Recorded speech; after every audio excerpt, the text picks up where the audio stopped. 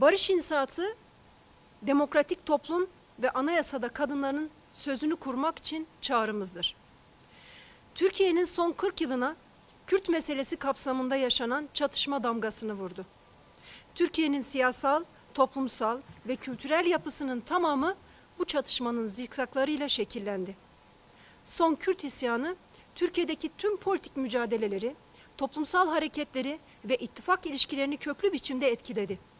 Türkiye Kadın Kurtuluş Hareketi pek çok farklı bileşeniyle birlikte Kürt meselesi ekseninde barış sözünü kurmak, yaygınlaştırmak, barışın sadece tepede konuşulan bir güvenlik meselesi olarak değil, politik ve toplumsal bir mesele olarak inşa edilecek bir süreç olarak kavranması yolunda önemli kazanımlar elde etti.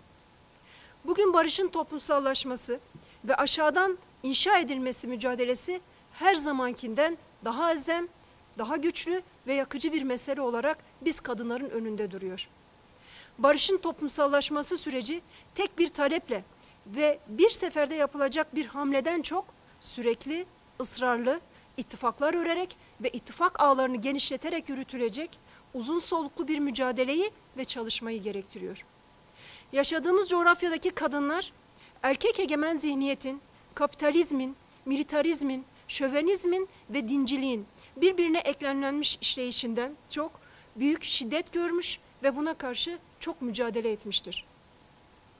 Kadın cinayetlerinden yoksulluğa, nefret saldırılarından yok sayılmaya, kadın emeğine el konulmasından her alanda şiddetlenen cinsiyetçilikle çok zor bir 10 yıl geçirdik. Zira başarılamayan, yeşertilemeyen her barış sürecinden sonra daha güçlü bir militarizm, savaş, şiddet, şövenizm ve milliyetçilik dalgası yükselir. Tam da bu nedenle son 10 yılda muazzam bir yıkım sürecinden geçtik. Buna rağmen mücadele etmekten bir an bile vazgeçmedik. Bu birikime dayanarak çok büyük bir şiddet üreten savaş politikalarına karşı sözümüz ve barış inşası için çok somut, kimi temel taleplerimiz var. Tüm kayyumların geri çekilerek kayyum uygulamasına son verilmesinden, terörle mücadele kanunun yürürlükten kaldırılmasına, başta hassas tutsaklar olmak üzere tüm siyasi tutsakların özgürlüğünden, siyasetin suç olmaktan çıkarılmasına ve İstanbul Sözleşmesi'ne geri dönülmesine bu talepler ortak mücadelemizle şekillenmiş taleplerdir.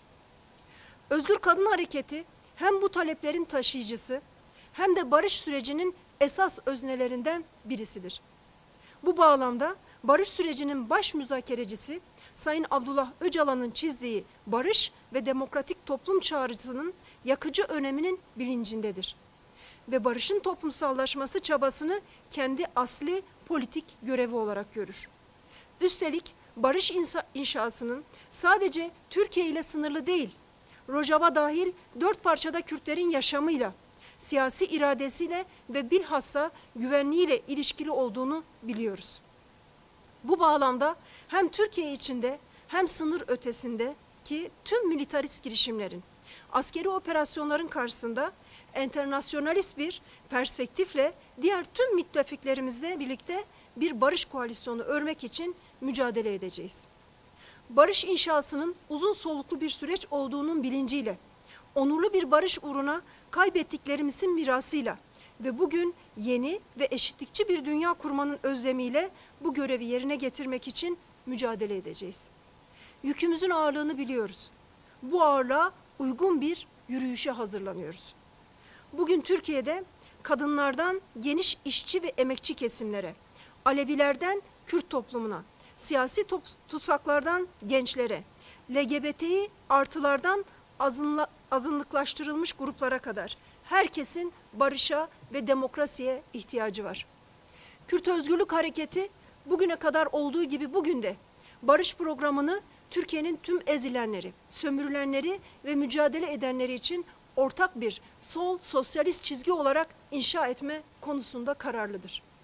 Çünkü kadınlar esasen bu mücadelenin öncü gruplarından birisidir. Zira savaşın, militarizmin, tekçiliğin, kapitalizmin, erkek egemen zihniyetin, dinciliğin, cinsiyet kimliğiyle cinsel yönelim ayrımcılığının ve sömürgeciliğin şiddetini en çok yaşayan ve buna karşı başka bir dünya ve kurtuluş özlemiyle en çok mücadele eden kesimlerden birisidir. O nedenle kadınlar olarak siyaset kanallarının açık olması, çözüm için hukuki zeminin yaratılması ve politik olarak cesur ve kararlı adımların atılması için sesimizi yükselteceğiz. Barışın, demokratik toplumun ve yeni bir demokratik zemin oluşmasının mümkün olduğunu, pek çok kesimin farklı biçimlerde bunu talep ettiğini biliyoruz. Amacımız bu sesleri ortaklaştırmaktır. Yeni anayasa talebi bugünün Türkiye'sinde ve barış inşası süreçlerinde belki en acil ve ilk taleplerden birisi değildir. Öte yandan junta döneminde darbeciler tarafından hazırlanmış ve Türkiye'nin son 40 yıllık dönemindeki bütün antidemokratik uygulamalara temel teşkil etmiş 82 Anayasasını değiştirmek sadece Kürt Özgürlük Hareketi'nin değil, pek çok politik hareketin çok uzun yıllardır temel taleplerindendir. Üstelik yeni anayasa tartışması iki açıdan temel önemdedir. Birincisi, Türkiye toplumunun çok geniş kesimlerinin yeni ve eşitlikçi, demokratik bir ortak yaşam talebinin, yeni bir toplum sözleşmesinin nihai hukuki ve politik metni olarak tartışılması önemlidir.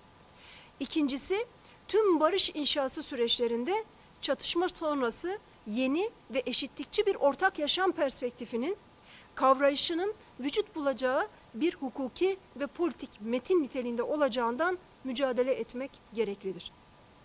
Bizler TEJA, Tevgeracının Azat olarak barış inşasının diğer mekanizmaları açısından olduğu gibi kendi öz gücümüze, politik hattımıza ve kadın hareketiyle kurduğumuz geniş ve köklü ilişkilere güvenerek oturuyoruz. Bu masada Türkiye'de barış özlemine inanan, barışın toplumsallaşması için mücadele eden tüm kadınların sesi ve sözü olmak istiyoruz.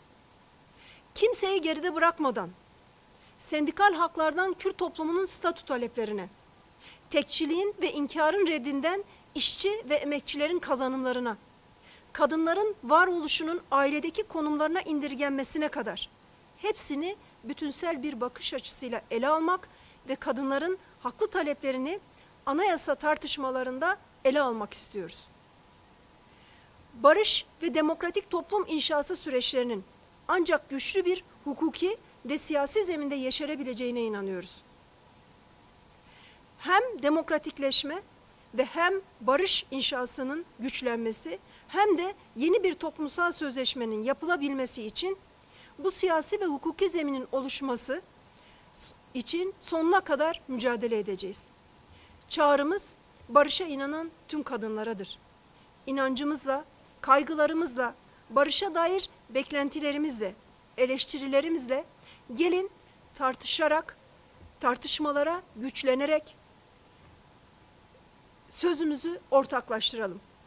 Beklediğimiz Kürt Kadın Hareketi bu tartışmayı yürütecek birikime sahiptir. Yeni anayasa tartışmasına kadınların sözünü taşımak için kararlıdır. Bugünün kritik politik ikliminde barışın toplumsallaşması için yaşadığımız coğrafyadaki tüm kadınları bu vesileyle ortak mücadeleye davet ediyoruz.